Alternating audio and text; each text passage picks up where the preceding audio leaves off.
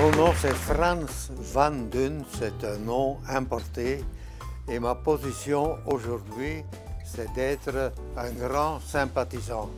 Mais je pense que je suis pas mal à l'origine de la boîte à chansons. Et à un moment donné, on a eu un coup de fil de Belgique d'un ami qui nous a demandé d'accueillir un des grands chansonniers belges, un peu le Gilles Vigneault belge, s'appelait Julos Bocarne, parce qu'il venait au Québec pour la première fois. On l'a accueilli chez nous et il a donné un spectacle à Paul Arsenault. Et on a fait de la publicité, on a vendu des billets. Ça a été un succès. Et ça a été pour nous, je pense, un peu une étincelle d'allumage. Quand j'ai vu pour la première fois la salle ici du Vieux-Palais, immédiatement, spontanément, je me suis dit, mais c'est une boîte à chansons, ça. L'histoire commence presque en même temps que la sienne parce que en 93, lorsque Claude de Grandpré a repris le flambeau de la boîte à chansons, Claude est un pianiste à la base. Moi, je venais d'arriver dans l'Assomption, il cherchait des personnes pour faire des spectacles à la nouvelle boîte à chansons. Donc, je suis venue passer une audition parce qu'à la base, je suis chanteuse et mon amour avec l'endroit, la pièce ici, la bâtisse en premier et par la suite avec la boîte à chansons a commencé en 92. C'est vraiment le coup de cœur de la place ici. On dirait que quand je rentre à l'Oasis du Vieux-Palais, je sais pas si j'ai vécu dans une vie antérieure ici, mais je me sens chez moi ici.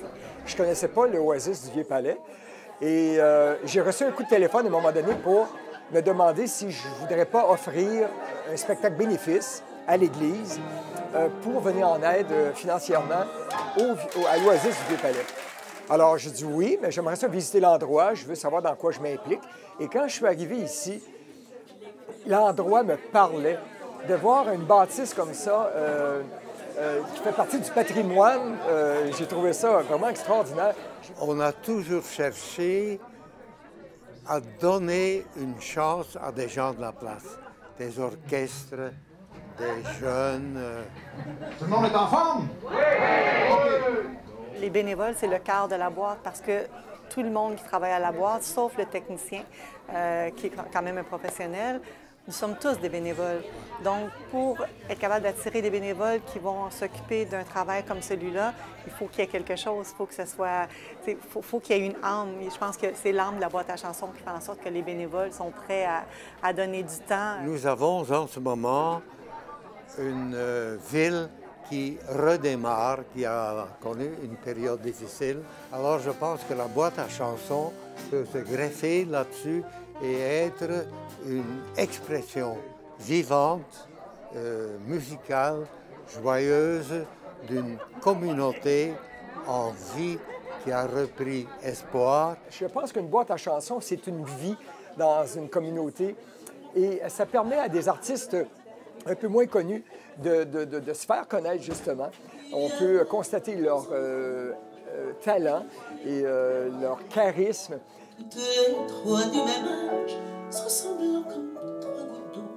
Depuis le début de mon mandat, on a pris le virage réseau avec Facebook, Instagram. Donc, on a donné ce virage-là à la boîte depuis quelques années. On ne peut pas tout prévoir et le plaisir, justement, c'est de s'adapter aux nouvelles circonstances, mais aussi de prendre des initiatives qui font évoluer le milieu. Et je pense que c'est toujours très en vie, très dynamique. Donc, on peut avoir de l'espoir que ça va durer encore de longues années sans savoir exactement quel visage ça va prendre.